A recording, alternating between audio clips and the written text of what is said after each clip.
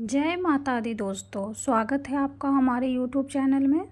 आज की इस वीडियो में हम दुर्गा सप्तशती की 5वां अध्याय का पाठ करेंगे।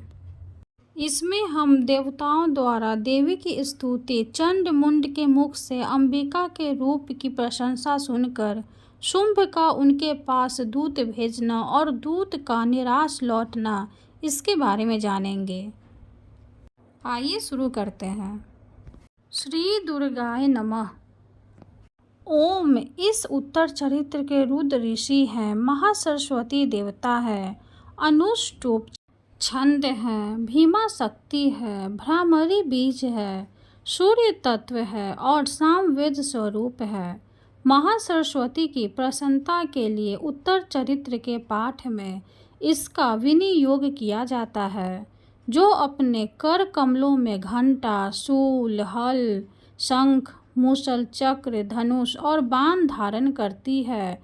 शरद ऋतु के शोभा संपन्न चंद्रमा के समान जिनकी मनोहर कांति है, जो तीनों लोकों की आधारभूता और शुंभ आदि दैत्यों का नाश करने वाली है, तथा गौरी के शरीर से जिनका प्रकटाया हुआ है, उन महासरस्वती देवी का मैं निरंतर भजन करता हूँ।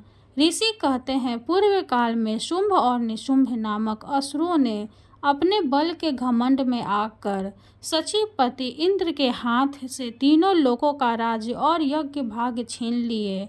वे ही दोनों सूर्य, चंद्रमा, कुबेर, यम और वरुण के अधिकार का भी उपयोग करने लगे। वायु और अग्नि का कार्य भी वे ही करने लगे। उन दोनों ने सब देवताओं को अपमानित, राज्य भ्रष्ट, पराजित तथा अधिकारहीन करके स्वर्ग से निकाल दिया। उन दोनों महान असुरों ने तिरस्कृत देवताओं ने अपराजिता देवी का स्मरण किया और सोचा, जगदम्बा ने हम लोगों को वर दिया था कि आपत्ति काल में स्मरण करने पर मैं तुम्हारी सब आपत्तियों का तत्काल नाश कर दूंगी। यह विचार कर देवता गिरिराज हिमालय पर गए और वहां भगवती विष्णु माया की स्तुति करने लगे।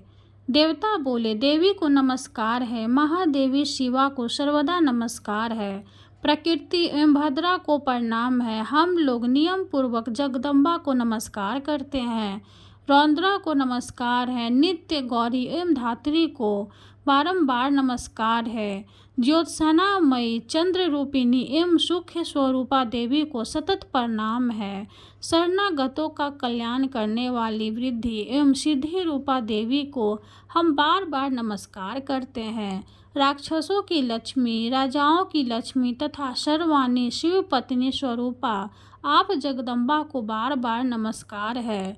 दुर्गा, दुर्ग पारा, दुर्गम संकट से पार उतारने वाली, सारा, सबकी सारभूता, सर्वकारिणी, ख्याति, कृष्ण और धूर्मा देवी को सर्वदा नमस्कार है। अत्यंत सौम्य तथा अत्यंत रौद्र रूपा देवी को हम नमस्कार करते हैं, उन्हें हमारा बार बार नमस्कार है। जगत की आधारभूता कीर्ति देवी को बार बार नमस्कार है। जो देवी सब प्राणियों में विष्णु माया के नाम से कही जाती है, उनको नमस्कार, उनको नमस्कार, उनको बार बार नमस्कार है। जो देवी सब प्राणियों में चेतना कहलाई है, उनको नमस्कार, उनको नमस्कार, उनको बार बार नमस्कार है। जो देवी सब प्राणियों में बुद्धि रूप से स्थित है, उनको नमस्कार, उनको नमस्कार, उनको बार बार नमस्कार है। जो देवी सब प्राणियों में निद्रा रूप से स्थित है, उनको नमस्कार, उनको नमस्कार, उनको बार बार नमस्कार है। जो देवी सब प्राणियों में क्षुद्रा रूप से स्थिर है, उनको नमस्कार, उनको नमस्कार, उनको बार बार नमस्कार है। जो देवी सब प्राणियों में छाया रूप से स्थित है, उनको नमस्कार, उनको नमस्कार, उनको बार बार नमस्कार है। जो देवी सब प्राणियों में शक्ति रूप से स्थित है, उनको नमस्कार, उनको नमस्कार, उनको बार बार नमस्कार है। जो देवी सब प्राणियों में तृष्णा रूप से स्थित है, उनको नमस्कार, उनको नमस्कार, उनको बार बार नमस्कार है। जो देवी सब प्राणियों में शांति क्षमा रूप से स्थित है, उनको नमस्कार, उनको नमस्कार, उनको बार बार नमस्कार है। जो देवी सब प्राणियों में जाति रूप से स्थित है, उनको नमस्कार, उनको नमस्कार, उनको बार बार नमस्कार है। जो देवी सब प्राणियों में लज्जा रूप से स्थित है, उनको नमस्कार, उनको नमस्कार, उनको बार बार नमस्कार है। जो देवी सब प्राणियों में शांति रूप से स्थित है, उनको नमस्कार, उनको नमस्कार, उनको बार बार नमस्कार है। जो देवी सब प्राणियों में श्रद्धा रूप से स्थित है, उनको नमस्कार, उनको नमस्कार, उनको बार बार नमस्कार है। जो देवी सब प्राणियों में कांति रूप से स्थित है, उनको नमस्कार, उनको नमस्कार, उनको बार बार नमस्कार है। जो देवी सब प्राणियों में लक्ष्मी रूप से स्थित है, उनको नमस्कार, उनको नमस्कार, उनको बार बार नमस्कार है। जो देवी सब प्राणियों में वृत्ति रूप से स्थित है, उनको नमस्कार, उनको नमस्कार, उनको बार बार नमस्कार है। जो देवी सब प्राणियों में स्मृति रूप से स्थित है, उनको नमस्कार, उनको नमस्कार, उनको बार बार नमस्कार है। जो देवी सब प्राणियों में दया रूप से स्थित है, उनको नमस्कार, उनको नमस्कार, उनको बार बार नमस्कार है। जो देवी सब प्राणियों में तुष्टि रूप से स्थित है, उनको नमस्कार, उनको नमस्कार, उनको बार बार नमस्कार है। जो देवी सब प्राणियों में माता रूप से स्थित है, उनको नमस्कार, उनको नमस्कार, उनको बार बार नमस्कार है। जो देवी सब प्राणियों में भ्रांति रूप से स्थित है, उनको नमस्कार, उनको नमस्कार, उनको बार बार नमस्कार है। जो जीवों के इंद्रिय वर्ग की अधिष्ठात्री देवी एवं सब प्राणियों में सदा व्यापत रहने वाली है, उन व्यापती देवी को बार बार नमस्कार है। जो देवी चैतन्य रूप से इस संपूर्ण जगत को व्याप्त करके स्थिर है, उनको नमस्कार, उनको नमस्कार, उनको बार बार नमस्कार है। पूर्व काल में अपने अभीष्ट की प्राप्ति होने से देवताओं ने जिनकी स्तुति की तथा देवराज इंद्र ने बहुत दिनों तक जिनका सेवन किया, वह कल्याण की साधारणभूता ईश्वरी हमारा कल्याण और मंगल करे तथा सारी आपत्तियों का नाश कर डाले। उदंत दैत्यों से सताए हुए हम सभी देवता जिन परमेश्वरी को इस समय नमस्कार करते हैं तथा जो भक्ति से विनम्र पुरुषों द्वारा स्मरण की जाने पर तत्काल ही संपूर्ण विपत्तियों का नाश कर देती है, वे जगदम्बा हमारा संकट दूर करें।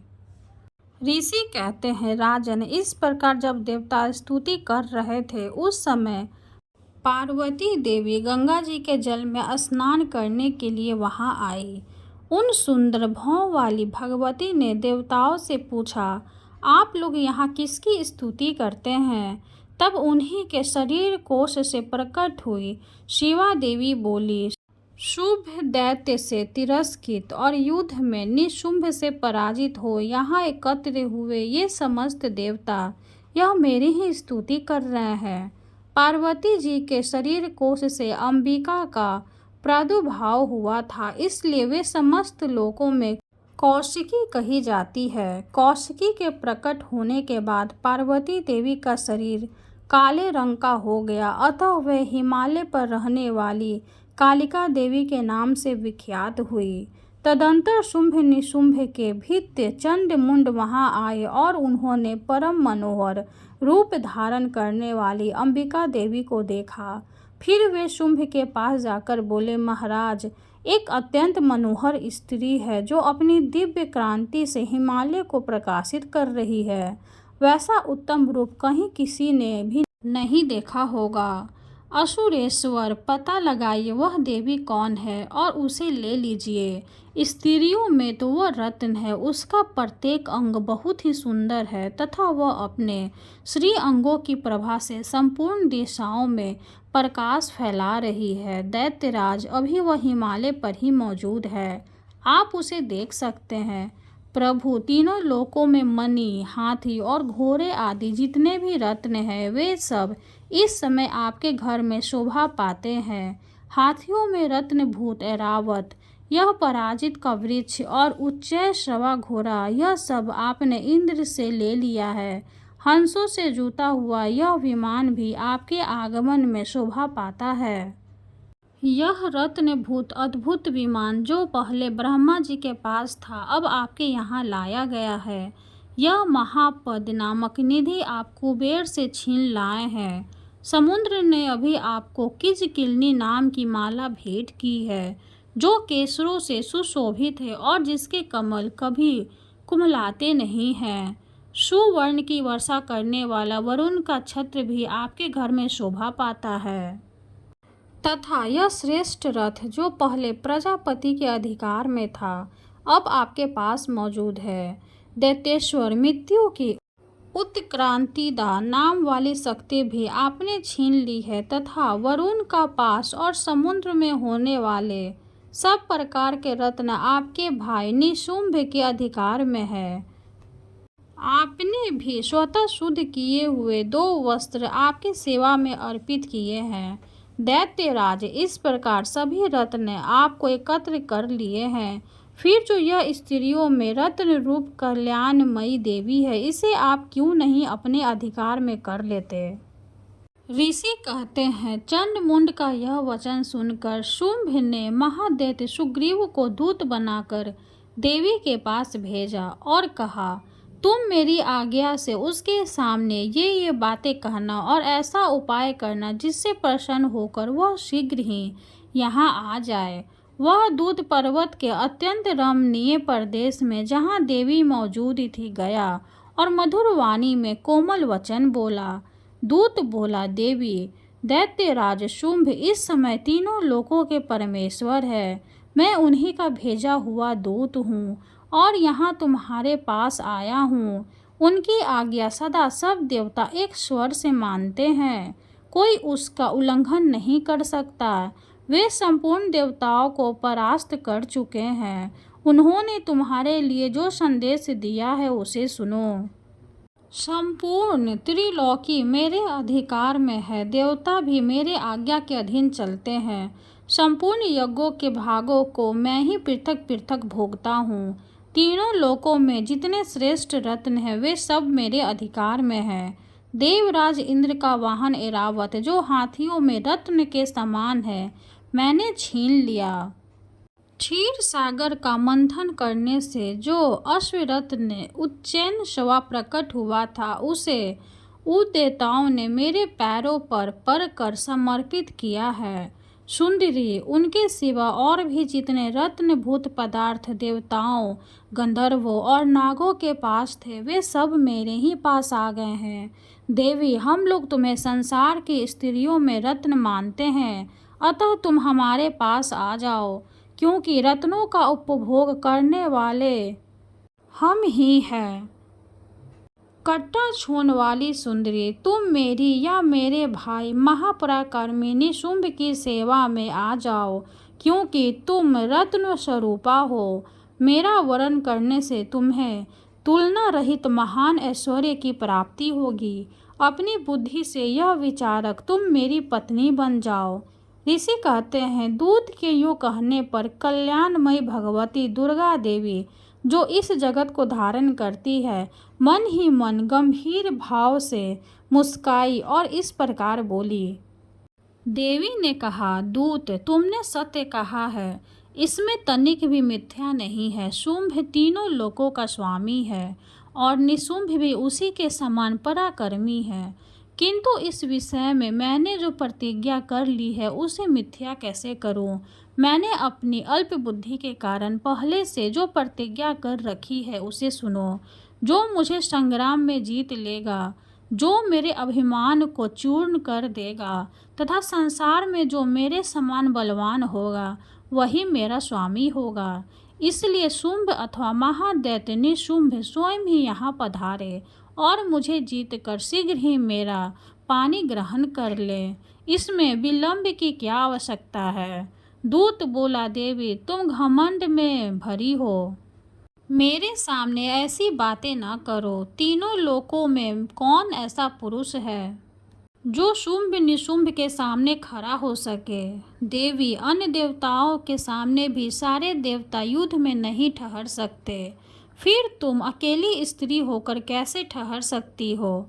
जिन शुंभ आदि देवताओं के सामने इंद्र आदि सब देवता भी युद्ध में खड़े नहीं हुए, उनके सामने तुम स्त्री होकर कैसे जाओगी? इसलिए तुम मेरे ही कहने से शुंभ निशुंभ के पास चली चलो। ऐसा करने से तुम्हारे गौरव की रक्षा होगी, अन्यथा जब वे केश पकड़ कर घसीटेंगे तब तुम्हें अपनी प्रतिष्ठा खोकर जाना पड़ेगा। देवी ने कहा, तुम्हारा कहना ठीक है। शुंभ बलवान है और निशुंभ भी बड़े पराक्रमी है, किंतु क्या करूं, मैंने पहले बिना सोचे समझे प्रतिज्ञा कर ली है।